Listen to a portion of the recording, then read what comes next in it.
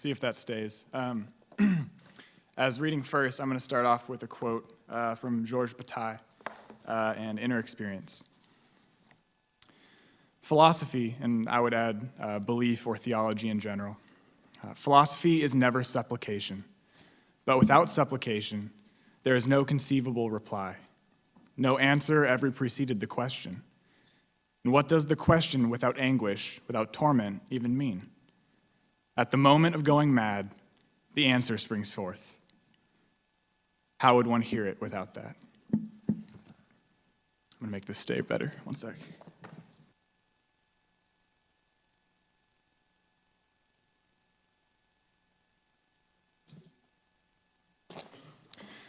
So I'll be reading from piece number 1. And the title is, What Are You? With a period and not a question mark. It's a shame that for the longest time, I was, and I assume that we were, informed that there are essentially 2 belief options regarding whatever it is that's up there. And furthermore, that these 2 options were of utmost importance for our lives, past, present, and future. A hypothetical dialogue. So, are you a Christian? Well, what do you mean? That's silly. You know what I mean. Do you believe in God? What, that he exists? That he cares about me? That he is Jesus? What? I don't know, damn it. Do you believe in him, or are you an atheist? The whole situation is a shame, not because it's frustrating or overly simplistic or difficult to answer for many people involved in theological or spiritual doubt. It's a shame because it's an accurate dichotomy, and we know that we have to play this game because the game is about our identity, both social and internal. And I'm not good at this game. Before. Early my freshman year, I'd snuck into the chapel late one night alone to cry and pray and speak loudly on my knees and into my hands, sitting in the middle of the center aisle, close but not too close to the front row. The cross hung high on the back wall of the stage. Why don't they know the truth, Lord? Your truth, my dogmatism said. Why don't they listen to your word when I reference it in class? Someone had once told my mother I was going to be a pastor/priest when I grew up, and this information was kindly relayed to me sometime in my mid-high school years, so I faithfully enrolled in a Christian college as a biblical studies major, and I was happy to be there. I try to speak the truth, but it's as if they don't have ears to hear. Lord of grace and peace, please forgive us, and give them ears to hear. During. I suppose I lost my hearing, and it went slowly over a 2-year period. I started fancying determinism, but to my knowledge of Orthodox Christianity and my upbringing, this belief couldn't fully comprise the nuance of the truth that I had found, so I became a Christian determinist. Then I learned that this combination required or dovetailed with a sense of physicalism, so I adapted. And my Facebook religious views then read, Christian physicalist determinist, subtext, the resurrection of the body, 1 Corinthians 15, as to still remain somewhat in the faithful camp. Sometime later, I read anywhere between 5 to 10 pages of Nietzsche, and having a conversation with a friend who claimed to be an absurdist, I realized that anti-realism was the truth, so I adapted. Parentheses. This, of course, is attenuated and sarcastic. I have to make fun of my own cliche, because I still don't know how to simultaneously affirm it and accept that it's predictable. This happens to too many students for my doubts to actually be real. Why do we all doubt? Is it just a phase in life? Does it mean that our questions aren't warranted? Are we discovering anything new at all?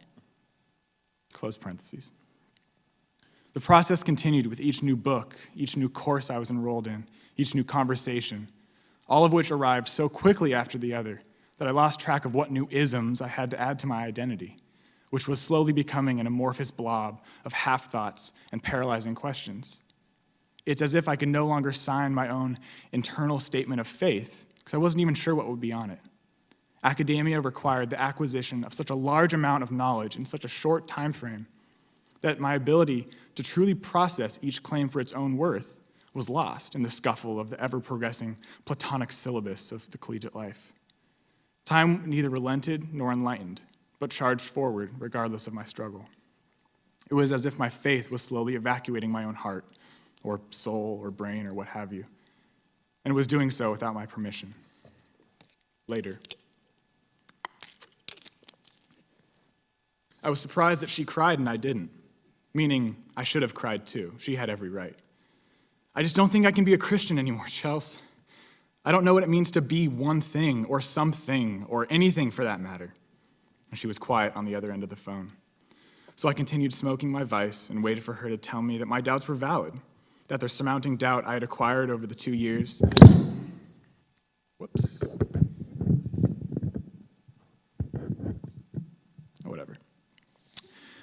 I continued smoking my vice and waited for her to tell me that my doubts were valid, that the surmounting doubt I had acquired over the 2 years of questioning, depression, and isolation, that it was all valid and that she understood, and that somehow it wasn't even my fault. I didn't want to leave the faith.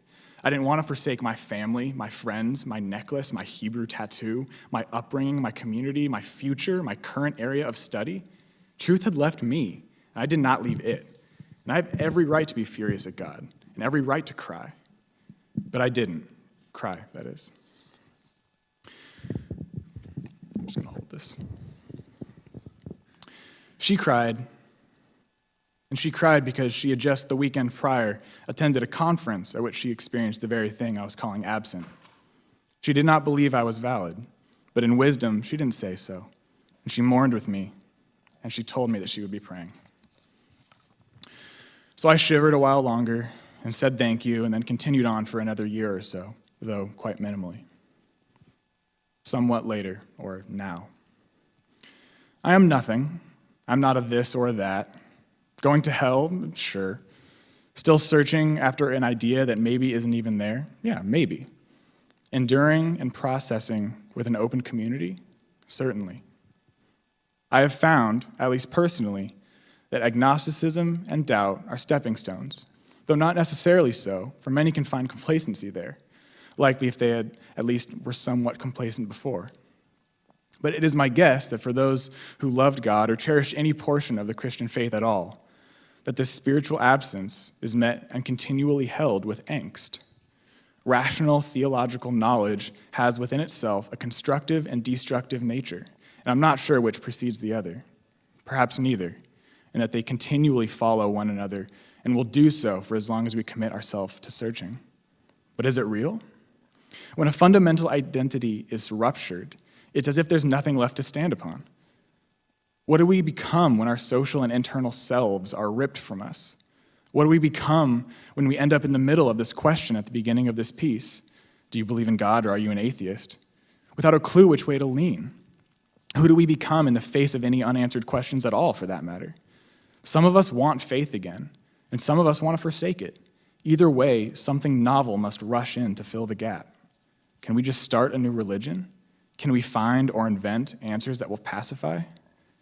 Maybe yes and maybe no. But I don't think belief is what I want.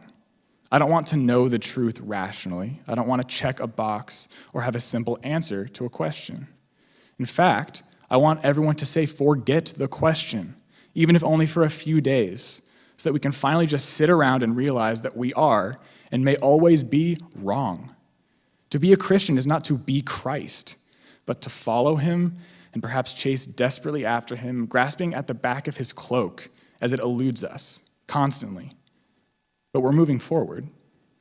After all, don't we currently see in a mirror dimly? Jesus revealed something 2,000 years ago. Sure.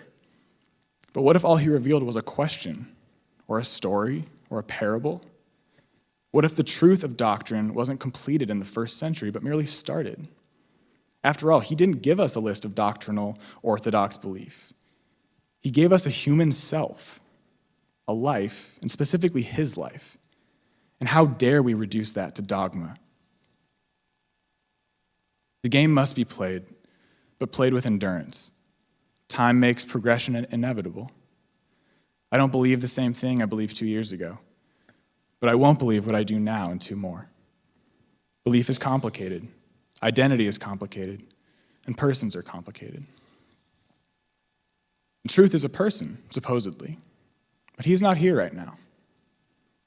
But maybe he someday will be. I haven't a clue what that means, but I hope so too. Thanks.